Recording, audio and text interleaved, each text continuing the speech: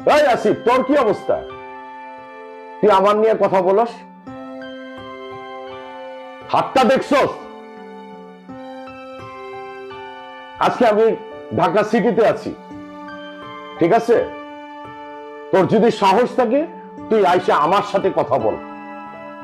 সবাইকে আসসালামু আলাইকুম। আজকে 8 তারিখ। আমি আজকে রাতের ফ্লাইটে যাচ্ছি ওমরাতে, কিন্তু সকালে দেখলাম আসিফ মাছরাঙ্গা টেলিভিশনে আমার সম্পর্কে কিছু বাজে মন্তব্য করেছে।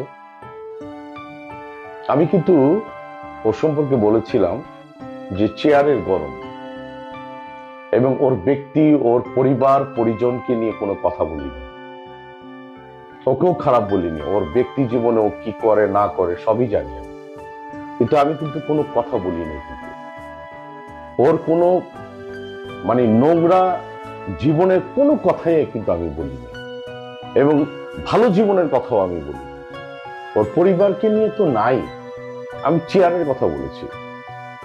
কিন্তু আসিফ, আপনি আমার সম্পর্কে মাছরাঙ্গা টেলিভিশনে বললেন যে নারী শাসিত।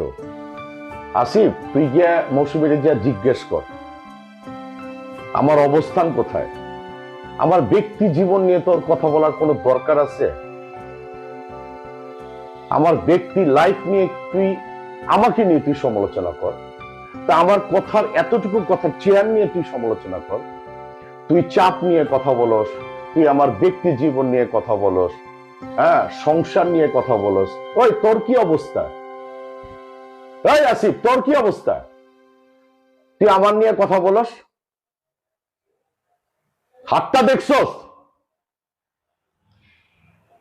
আজকে আমি ঢাকা সিটিতে আছি, ঠিক আছে? তোর যদি সাহস থাকে তুই আইসা আমার সাথে কথা বল।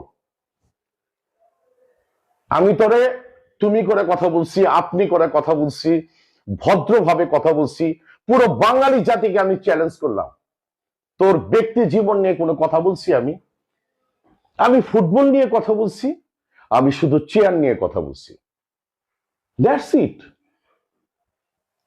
তোর মতো একটা ফাজিল, তুই আর্জেন্টিনা ব্রাজিল নিয়ে প্রেগনেন্ট হয়ে গেছে, আরো অনেক বাজে বাজে কথা বলস।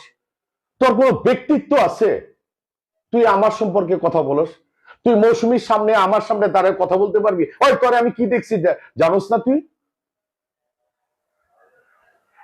বেয়াদব। এখনো ভালো হ, আল্লাহ সম্মান দিছে, বয়স হয়েছে, ভাবি অনেক ভালো একজন মানুষ, বাচ্চারা অনেক ভালো, বিয়ে শাদী দিছিস, নাতি নাতকুরের দাদা হইছিস। ভালো হ, ভদ্র হ, ব্যক্তি জীবন নিয়ে কথা বলবি না আসিফ, একদমই না। এগুলি ভালো না। আমি কি না আসি না আসি, তোর ম্যাডামরে যে জিজ্ঞেস কর, ঠিক আছে? বেয়াদব।